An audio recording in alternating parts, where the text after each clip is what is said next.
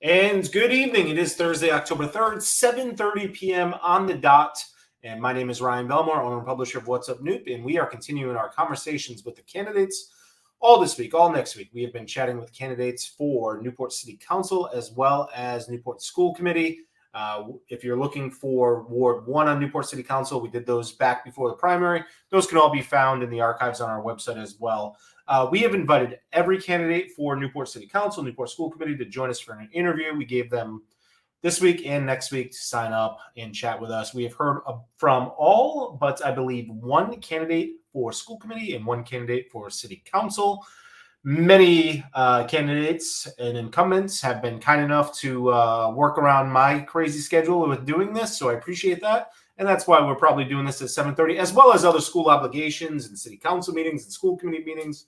But our first incumbent to join us from Newport School Committee is Kendra Wilson Muenter. And how are you?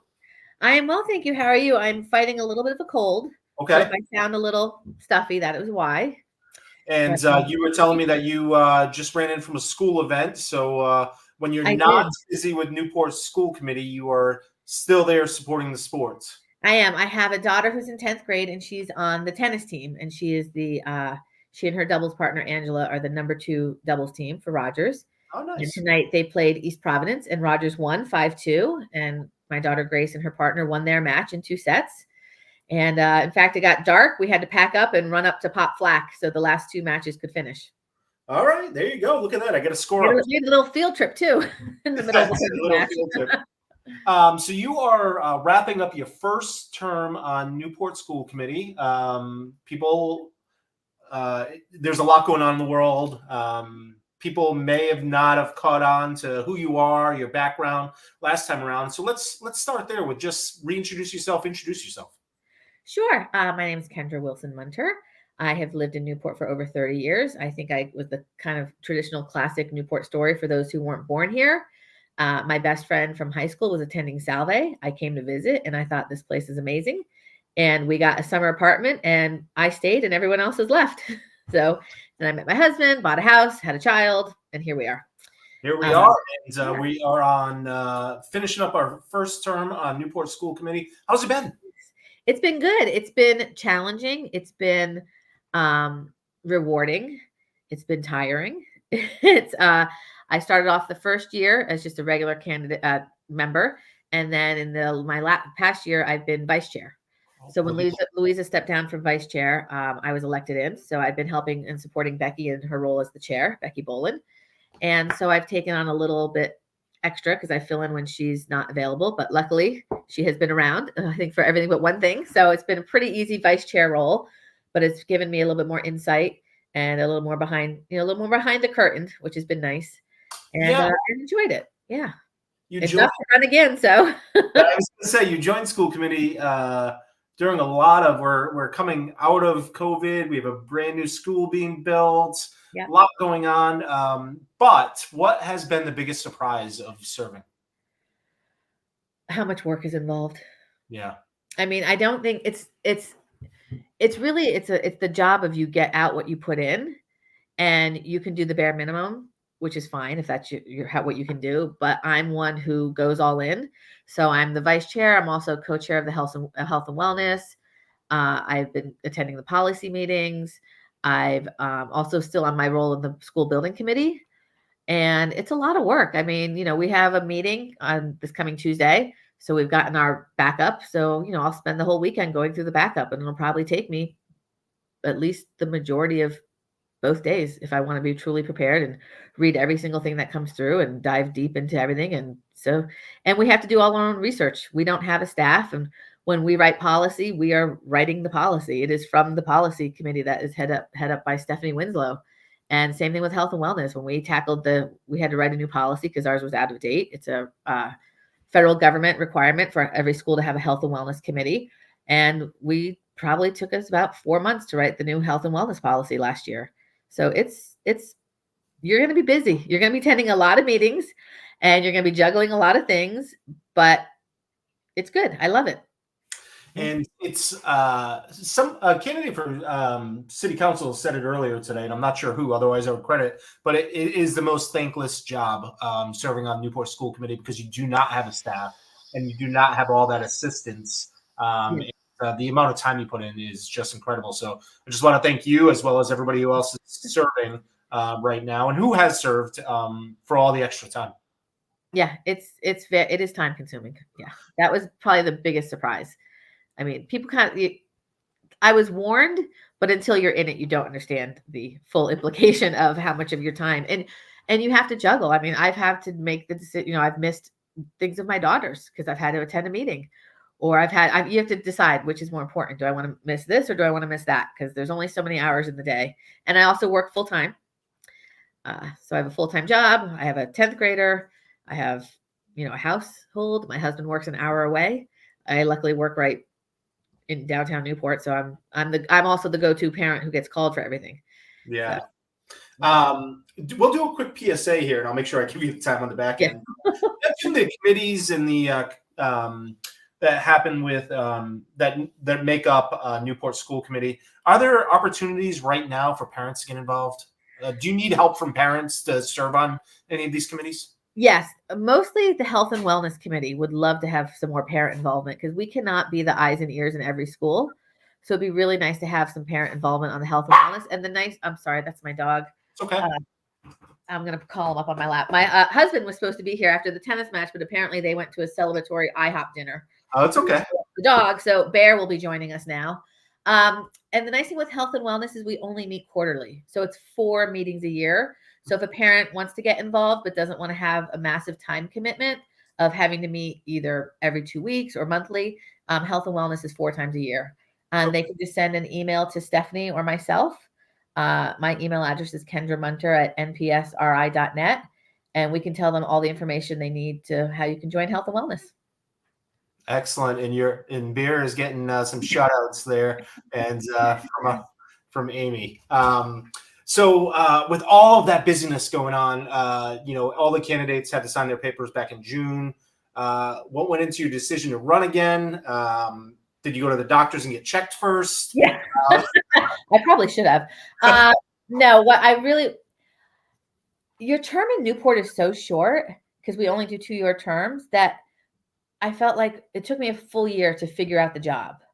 And now I'm in my groove. And if I want to see through the change that I see happening and I want to help implement our new strategic plan and our portrait of a graduate, I had to run again because it's also government. Government is slow. Change does not happen overnight. I joke in one of the accomplishments we did in health and wellness is we're bringing composting to Pell.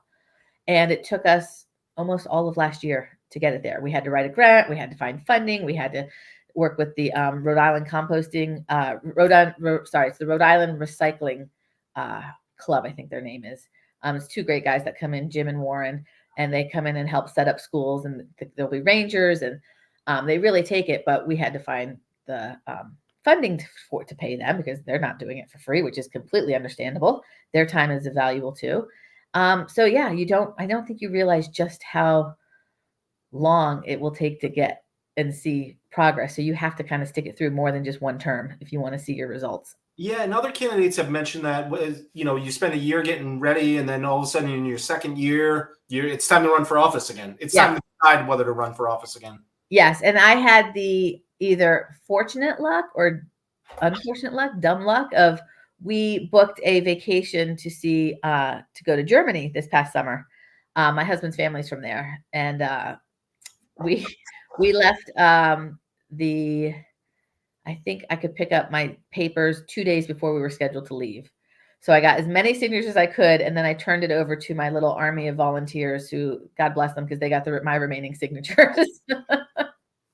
So I thought maybe that was the way to do it. Maybe if I run again, I should do it that way because I only had, make everyone else do the dirty work. There you go. It's about time to have some assistance. Exactly. What are you most proud of in your first term? Oh gosh, I would say I'm probably most proud of our new policy we wrote for health and wellness.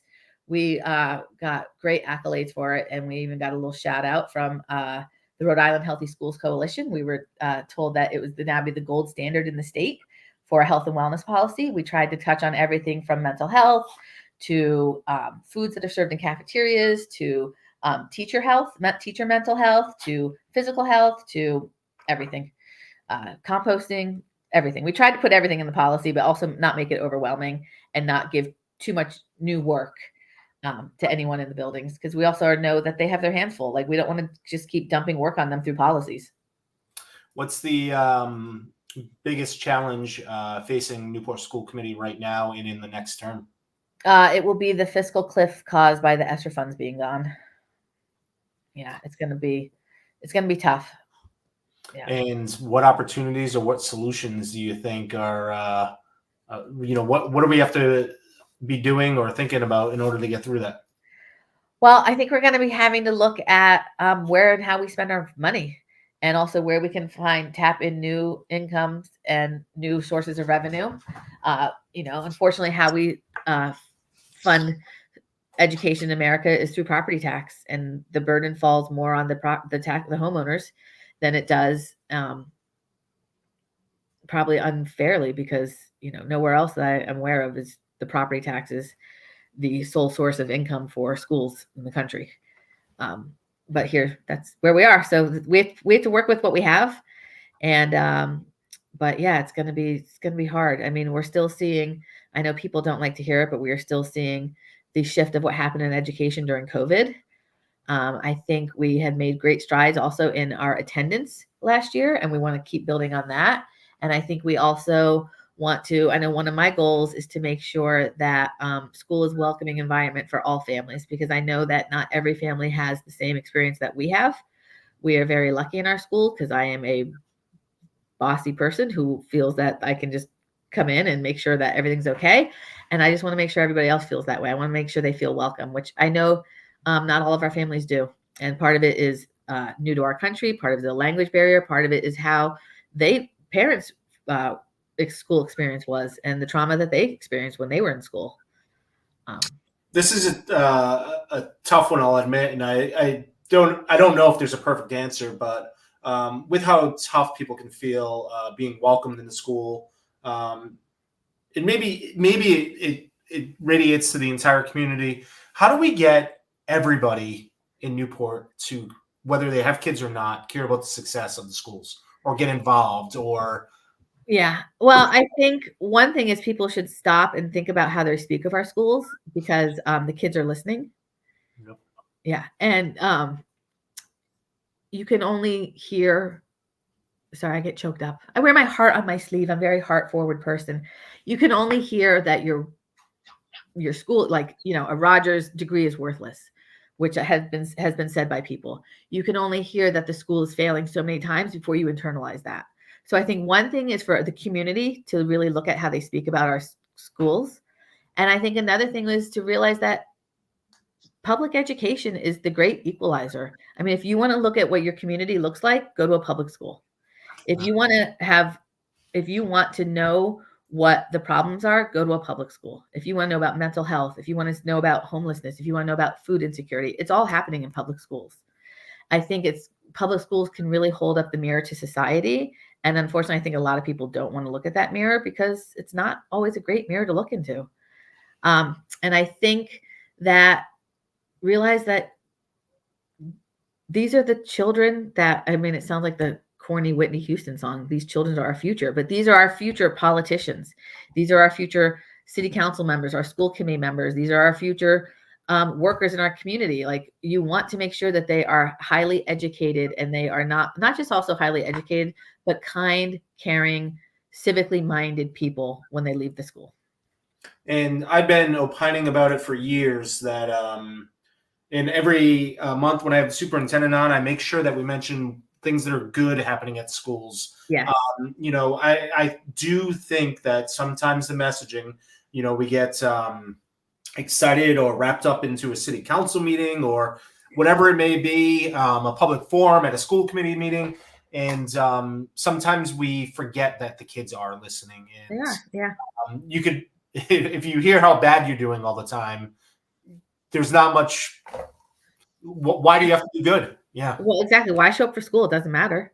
They've already told us it doesn't matter. Like, we're not going to amount to anything. And So, for all the community benefits, I mean, on the flip side, if you can't even agree that those are all good things, it also helps with your property value.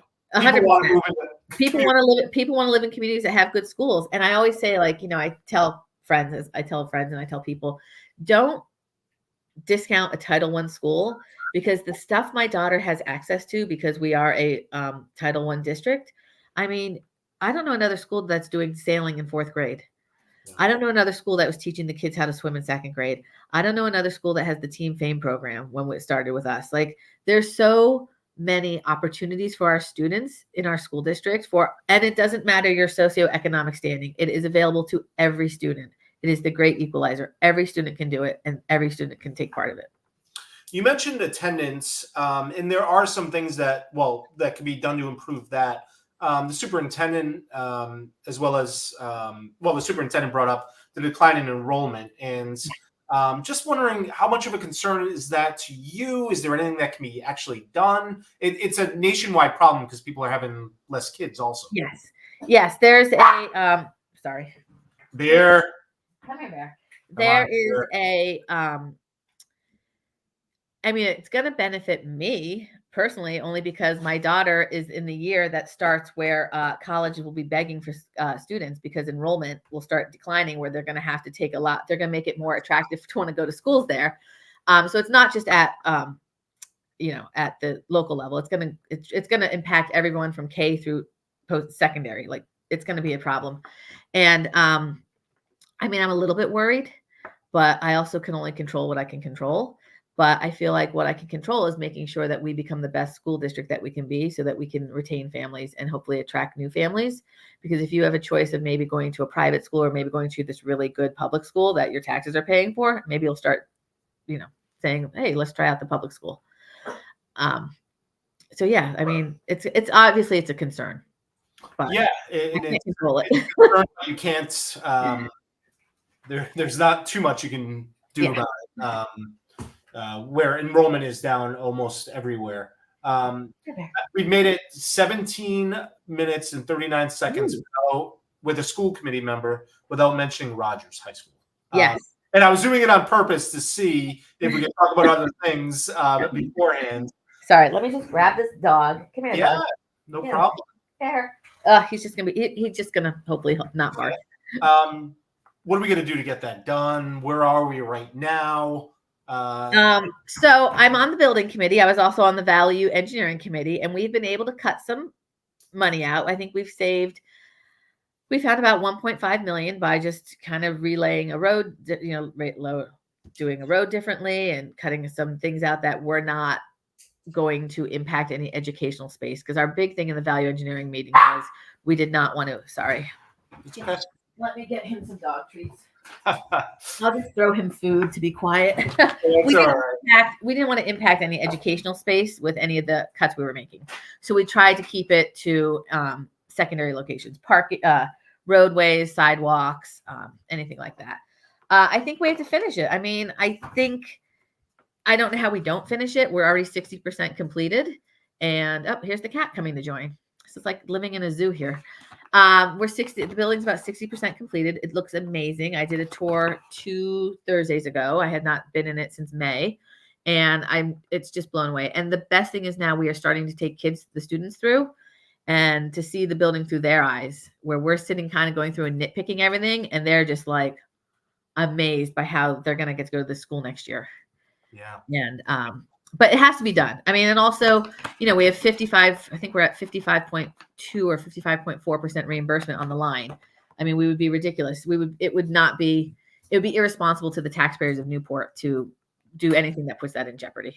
And the only reason I brought up, finishing it, I mean, obviously it has to be finished, but some conversations and comments out there is we need to stop it right now. You've heard them all. And yes. I suppose that you are in support of the bonds that will be on the Newport ballot. I am. Yeah. I mean, I have to do a little bit more research, to be honest. I haven't paid that much close attention to them to see. I know it's a wide variety of projects, but I know one of the projects is the dirt pile and if needed money for Rogers. So yes, and also we cannot put off any more infrastructure projects in Newport. I think we also have to be realistic. They're not going to get cheaper. They're just going to be building on problems. The can has been kicked down the road so many times that like eventually we have to address them. We might not want to, but we're going to have to address them. And so yes, I definitely support the bond. What other challenges or opportunities, or what are the things that people aren't talking about? Everybody's talking about the Rogers construction project. Everybody's talking about the decline in enrollment. Whatever the headline of the day is, the teacher and school department battle. Yeah. What are some other things that people should be talking about? I think they should be talking about just how great our kids. Oh God, sorry, Kat. This is like the worst interview ever. They should be talking about. Trying to get in right now. Yeah, everyone wants a piece of you, Ryan. The cat's like, let me in. The dog's like, let me in. Everyone wants the attention from you. I said in the candidate forum that I think one of the other roles of the school committee is, besides budget and policy, is we need to be the cheerleaders. Like, we need to be out here and singing the praises of our students. We have some incredible students who are doing incredible things. We have a great NACTech program. We have carpentry they have been working on going over, and they've been working and not working in the new building, but they've been going over and learning from the guys on the construction site. They've been coming over and helping. We have an amazing culinary program that has a new food truck that's going to be up and running and out at events. We have, there's just so much going on. And I think tomorrow is October 4th at Rogers. The students will all go through they do a club fair. I think there's over 20 clubs you can join at Rogers. So if you can't find something to do at Rogers, I don't know how to help you, because it's everything from theater to the green team to student government to the Key Club, which is a volunteer-based club, to, oh gosh, there's 20 of them. There's so many things that you can do at Rogers.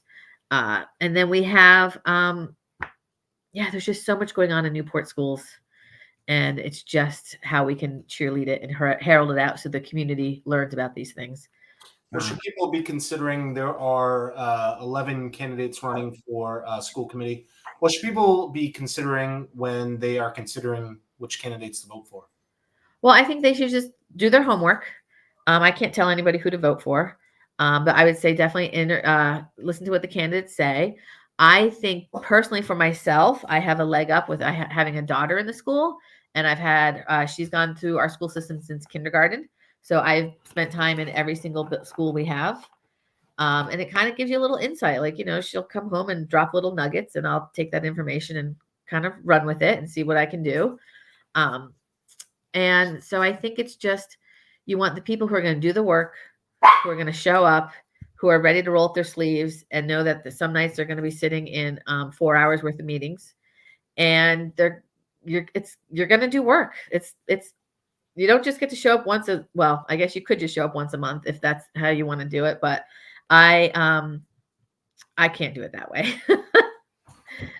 So you gotta be all in. You have to be all in. Yeah, I think you do. I mean, after all, we're talking about kids here. Yeah. Schools are people business. You need to be present and you need to be there for the people. Yeah. I guess what, going over just one more time, what experience or what makes putting you on there unique to the other candidates? Well, I like to think that, I'm a hard worker. I can work with a lot of people. My day job, I work in the sailing industry. So I have worked with people from all over the world, all walks of life. I like to think I'm easy to get along with. I tend to not overreact. I like to sit back and kind of take everything in before I make a decision. And I trust my gut. I think I have really good instincts.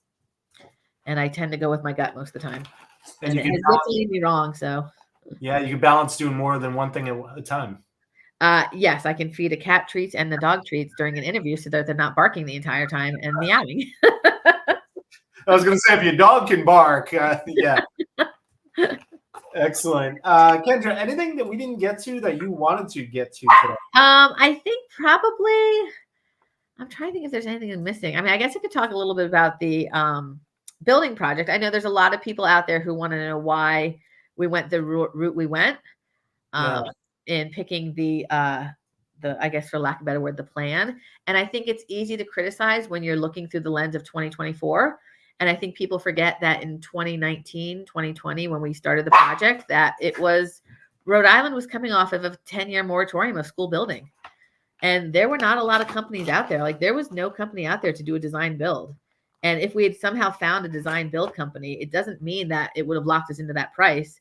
It just meant that every time it just would have delayed the project and we would be still working on, oh, my lights are flickering.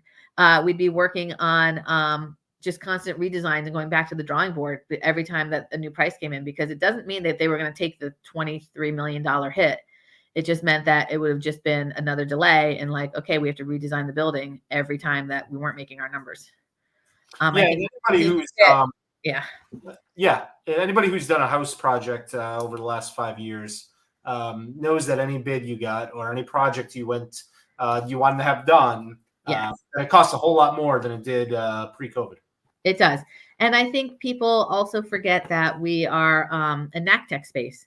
So we are not like when, I've heard like, oh, the average building price was this. Well, like, that's great. But was that the average building price for what NACTech schools are building? Because I know, the other communities who also have NACTech schools, their schools are hundreds of millions of dollars that they're building. Yeah. So, I think I think it's very careful to think of the lens you're looking through and remember that it's not always apples to apples. And just because one school was built at this price doesn't mean another school is being built at that price. And I talk about the Newport effect, and people either believe it or they don't believe it. But the Newport effect is whether we like it or not, we pay more money for things on the island. And when our construction company sends a crew down or a subcontractor, they're here for the day. And so they're charging us from when they leave and to when they finish their project here. And also it's not like they can run anywhere else, because it's not like they have a project that's happening in Cranston and a project at Warwick. And if they pull up to Cranston and they're not ready, they can send the crew to Warwick. They're down here. That's it. Like they're here for the day. So, yeah. So it's more expensive to build anything in Newport. I think you will know if you built a house and you go out for bids and you get bids from other places, you're kind of like, wait, what? Or you hear from your friends who are building their houses off the island. You're like, wait, how is that happening? What's something you want everybody to know about school committee? Oh, that I guess, what would I want everyone to know? I think it would be more general, not so much school specific important, but I think I would just like everyone to know that while the federal election is extremely important this year, what happens at the local level, your city council, your town council, your school committee is really what's going to impact your life every day. And it holds the truth for school committee.